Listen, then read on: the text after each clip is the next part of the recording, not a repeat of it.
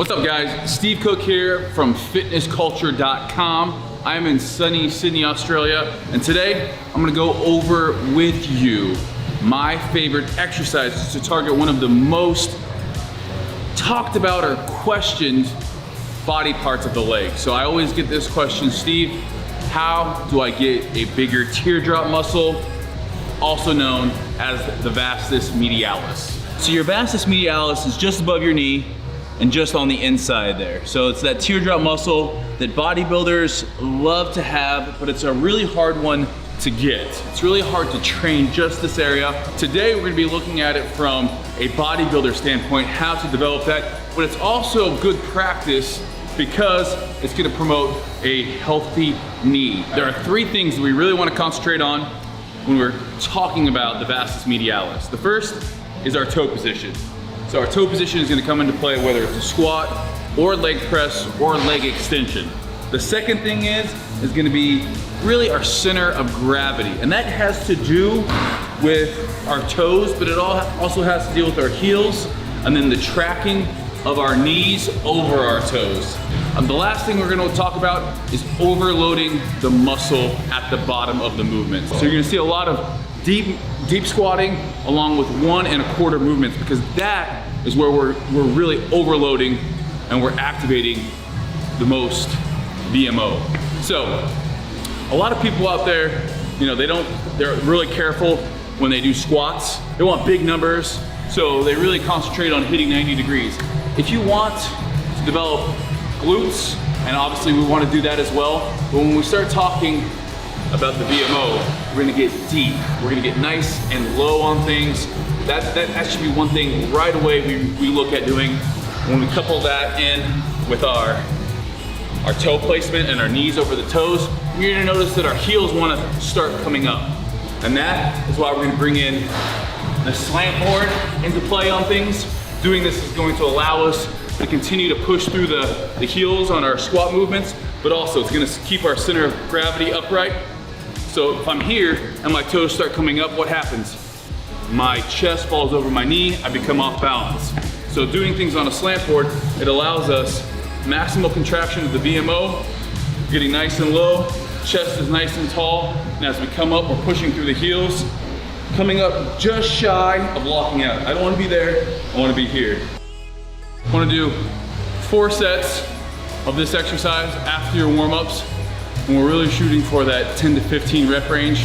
As I get, you know, into my sets, I might start at 14, 12, 10, and I try to stay at 10 for these. You know, my goal here isn't to load it up with weight. You can obviously see we don't have a ton of weight on there, but it's all about that control as we go down, and I definitely feel it all over. Next exercise, I'm gonna be showing you 3 different variations of it, but basically it's a single leg squat, or in this case, a single leg step up. We're gonna be setting up the leg we're working, knee's gonna be tracking over the toe, we're gonna press up, and then with our off leg, I'm just gonna keep it straight, go down until I touch, and then back up. I never wanna be pressing off with this leg here. This leg is just hanging out, go down, touch, come up. This will eventually graduate to a pistol squat. So if you have it there, we're gonna be moving over to a taller box. And from here, we're just gonna be continuing on our single leg squat on this. My knee is well over my toe there. Keep your hands out here. Don't wanna use any weight yet. Trying for at least 8 reps. Press up, keeping that knee and toe in the same line. And from there, you can graduate to using a weight. I don't need to do that right now. My legs are tired enough that using body weight on this is just fine, but again, this will translate into if you ever start doing single leg squats, single leg pistol squats.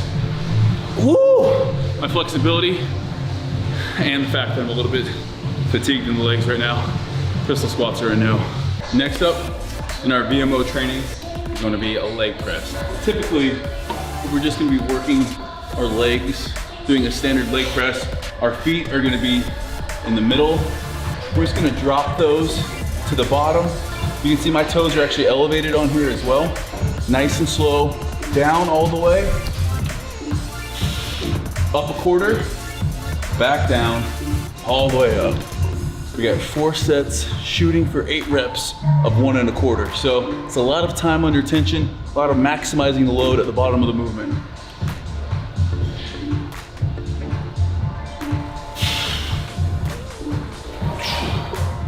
Next up, we're back to a single leg exercise, a Bulgarian split squat. What we're gonna be doing here, we're gonna have dumbbells. You can also do these with a barbell on your back. I like doing them with dumbbells. You're gonna have back leg on the bench. So that rear leg elevated as we go down. Once again, you see that knee tracking over all the way down, get depth, and then press back up. Keeping that knee and toe in line. I don't want it caving in or going out, but that knee is gonna come over top. So we're gonna be doing each leg individually, 10 to 12 reps. If you want, I've recently started doing these also on a slant board. Nice and high, I'm gonna be doing them on there. If you can graduate towards this, feel free. We wanna make sure though that you've mastered the basic movement first. The final movement for our VMO training is gonna be a leg extension. And I know leg extension works primarily your whole leg. Extended, down 1/4, back extended all the way down to get a nice stretch in there.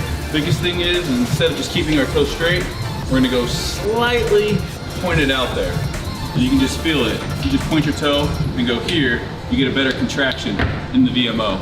Give you our last thing here, a little bit higher rep range. Again, we get the 1 1/4 rep, but we're gonna do 10 total. So it's really almost like 20 reps. And then again, you can do this together or single leg, especially if you have one leg that's lagging a little bit.